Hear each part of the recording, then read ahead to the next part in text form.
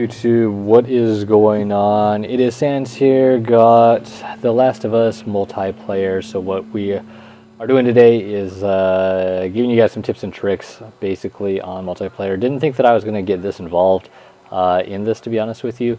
And to be honest with you, I think that the biggest tip that I can give you guys if you guys are trying to like improve your multiplayer is to actually play through the solo campaign, and then that's really going to teach you the basics. So I know that like if you're playing Call of Duty or any other first-person shooter, you can pretty much like just hop into the multiplayer and then play through that way. But The Last of Us is kind of one of those games that they didn't build it around the multiplayer. The campaign is really kind of the bulk of the game, and then the multiplayer is kind of that add-on. But it doesn't really feel like that. I mean, the multiplayer so far has been a pretty integrated part of the game itself. And I've actually had a lot of fun playing it over the last few hours. So one thing that you're gonna want to do, or when you come in here, is you're gonna be a little bit overwhelmed, and you're gonna notice that up top right there in the middle is that I have 58 survivors, of which 51 are healthy. I have 5 hungry, and then 2 are sick. So as you progress here, you'll notice that I'm at week 3. You're going to have to go out and you're going to have to gather supplies. So you're going to have certain factions. So for me, I'm a hunter. So you can either choose to go with hunters or else fireflies, depending on whatever you want to do. So for me, I ended up going with hunters. So so each day I need to gather X amount of supplies, and because I didn't gather enough supplies during my last outing, I now have 5 people that are hungry and 2 people that are sick. So so yeah, it's kind of funny. So you're going to see up on that right side, it's coming up with stats. I have it blocked out because that's actually people from Facebook that I have linked, and I don't want their personal information, of course, coming up and having it being shown. So over here, you have your 2 game modes, and I don't know if PlayStation or Sony or whoever, I guess Naughty Dog, who's the developers, are going to come up with additional game modes. But basically, you have supply rate and then you have survivors. So for those of you that watch my mostly Call of Duty things, the way that I can relate to this, survivors is kind of more like search and destroy. So this is more like no respawns, and you basically play, I want to say, like 5 or 6 rounds. And the supply rate is more like team deathmatch. And now the maps are extremely small, but they're pretty fun. So in here you have your gear up. So this is more like your create a class. So in here you have your predefined classes, and you can see that you have other items that that are you wouldn't necessarily be able to have unlocked until a later time. So that's kind of nice. Now, of course, with that though, in your custom loadouts, you're able to unlock certain things. So up top, you're going to notice that I have 0 of 10 loadout points. The way to think about these, is that you're allocated kind of like in Black Ops 2, a certain amount of loadout points, and then you can allocate those however you want. So right here, for example, I don't have anything in this slot, but that's because I'm using Covert Training 2, and that number 4 means that I have 4 points allocated for that. So just a quick thing with The Last of Us. Of course, stealth is paramount. If you've played the game, you know that you want to be as invisible as possible. So in my opinion, Covert Training is probably the most powerful perk in multiplayer. Now, you can see right here that if I click on it, and then I can see that right here, for Covert Training 1, it only requires 2 points, and I start with a shiv on each spawn. Now, of course, the shiv isn't necessarily that powerful, but it does allow you, of course, to kill somebody by going up behind them, and then you can stab them. Or else if you're in close quarters, then you can tap triangle, and then you can stab them.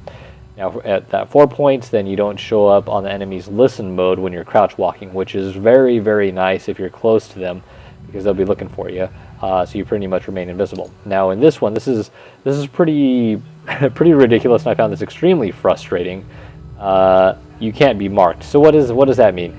So that means that if you are engaging someone in a battle, you can actually click on your right 3 stick and mark them on the map. So that'll allow all of your teammates to see where they are. But if they have this perk, they're not going to be able to be marked. So pretty much they're invisible. It's kind of like if you play Black Ops, I guess not Black Ops, but if you play some of the other Call of Duties, it's like if you had Ninja, right? Where you don't show up on the map. So that's kind of the way that I looked at it, and that's kind of what I've been rolling with so far. Now, again, I've only played this today, so this is kind of like short and sweet and to the point. One of the perks that I've been looking at is this strategist, and this is definitely I can see how this could be very powerful. So, this is just one of those things, that when you've been marked, so that way you can get the hell out of dodge, or else that someone else has you in their line of sight, so you can, of course, seek cover or hide.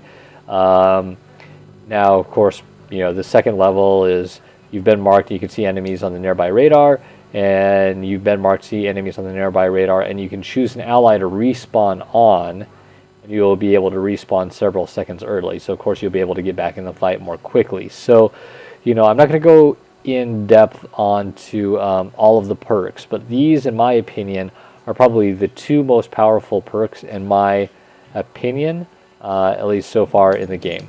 Now, one thing else that I wanted to point out is just up here. Once you get to a certain point, you are able to unlock silenced weapons. So you can see right here that I did unlock a silenced semi-auto, and it doesn't reduce the range or the damage of your weapon if you have a silencer, but it does take up your loadout points. So that's how that whole thing works. Now, this multiplayer menu doesn't come with instructions. That's kind of why I'm trying to break it down for you guys. So, all right, so we're gonna go back out here. I should point this out: the one-use boosters. These are available to you at the very beginning of the round.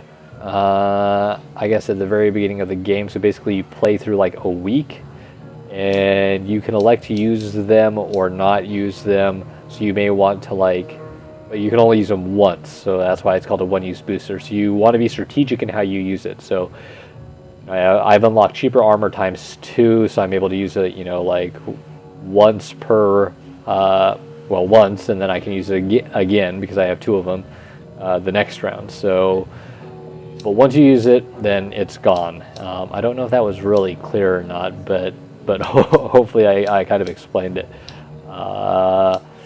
Let's see, what else here? I guess the final thing about here, under the purchasable items, these purchasable items are really kind of a pain in the ass. I made the mistake of equipping them because they require 3 loadout points. This is really kind of confusing. Basically what it amounts to is in-game you acquire parts. And these parts you can trade in for different things, such as like armor or bullets or whatever else. Once you acquire enough parts, you can buy ammunition for these guns. For me, I found it kind of a pain in the ass because it took me so long to acquire enough parts to actually get ammunition for the shotgun that it really wasn't, it didn't seem to serve a purpose. Now, I know that they did this kind of like as a balancing thing, but it really didn't help me in the long run. Pretty much you would have to get rid of all of these perks right here. And then, and then you could possibly get enough kills or acquire enough parts to actually get, ammunition for one of these. So just thought I'd throw that out there. There's probably a way to do it, but in any case. So what I'm going to try and do, and I don't know, I've never tried this before, is do a private match with Supply Raid. And I'm just going to start the game, so we're going to hop in here and see what we can do. So also customization, you can customize your character. This is how I'm rolling around. I got this awesome straw cowboy hat, and of course you can do emblem. I was trying to, of course, do like a penis, but unfortunately you can't really move the things around. But you can do like spiked helmets, or you can do masks and all sorts of other kind of crazy crazy stuff. So kind of fun. So we'll just start out in checkpoint, and I'm just going to go ahead and start up the game so you guys can see what's going on. So this is how it starts out. So I'm going to go ahead and just do this. You can see that it gives you 6 seconds to choose your class, and then it usually gives you a couple of seconds to choose like what your perk is that you want to start out with, like what your one-time booster is. So if it's going to be like cheaper ammo, cheaper armor, weapon boost or whatever. Hopefully it'll give us this option as well.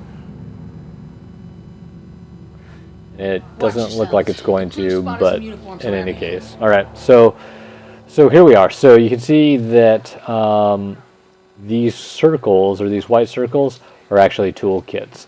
Now these toolkits, generally speaking, have parts. So a couple of things to note right off the bat is that you want to get these toolkits, and each one is going to have a variety of different things. So when your teammates come out here to the toolkits, everybody has their own toolkit. So just because I open it up and I have like different supplies in here, everybody has their own supplies. So it's not like a mad dash to like, you know, that there's only one toolkit for the entire squad, or like everyone has their own toolkit, so don't worry about it. So once you open up your toolkit and you see what you have, you can go ahead and come in here and see if you have enough materials to craft. So I have materials in here to craft like a smoke bomb, or else you know, a nail bomb. So you can access that by either pushing like the up or down arrow, or else I can push select, and then I can go in here. So of course I can craft one of these by going down here, and then I can hold down X to create it, which I'm doing. Or else I can, of course, have done that by going in here and then holding down X if I had enough. Now, if I wanted to, I can tab over here by pressing R1, and then I can buy ammunition, or ammunition for this guy, or else I can buy armor.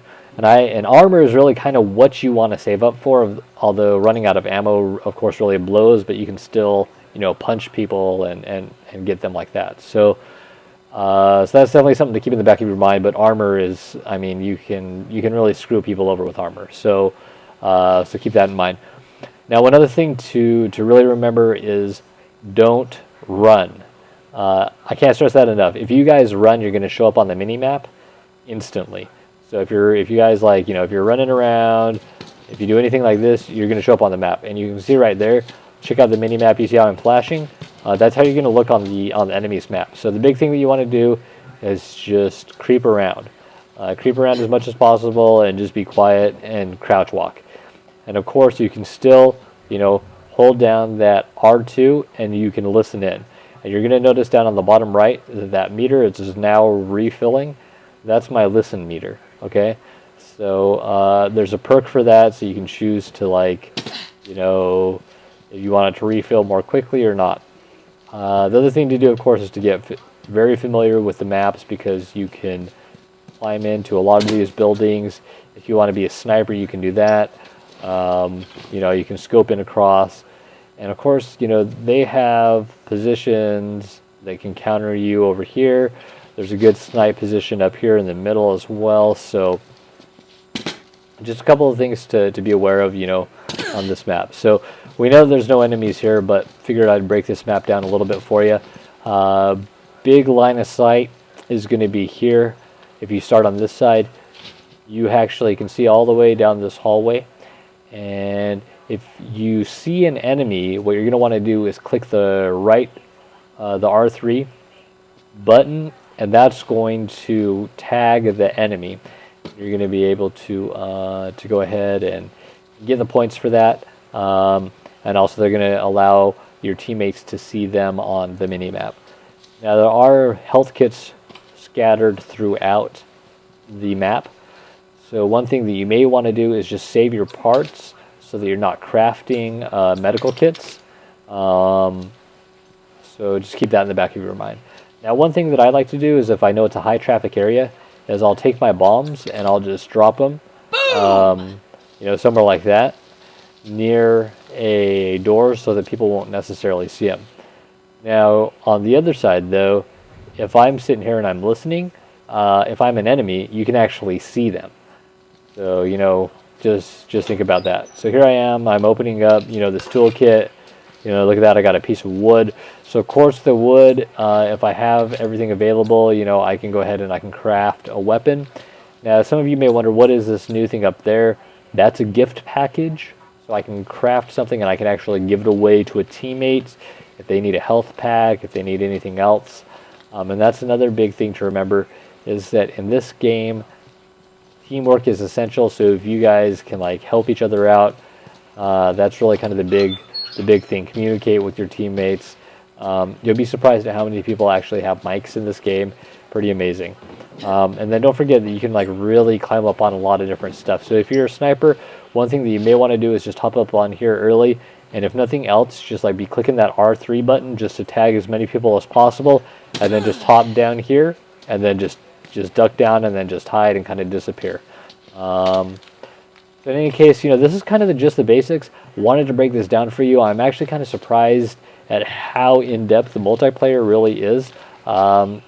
It's pretty fun. At first, I thought it was just kind of more of a Call of Duty, cop out and just kind of them, doing a little something like that. But to be honest with you, it was actually a ton of fun. So I will try and do a ton more Call of Duty, or not Call of Duty, but tips and tricks for this type of stuff, because I think that it's been pretty fun, and I'll be breaking down some actual in-game footage for you guys, and hopefully you guys enjoy. So thanks for watching, and stay tuned until the next episode. This is Sandz.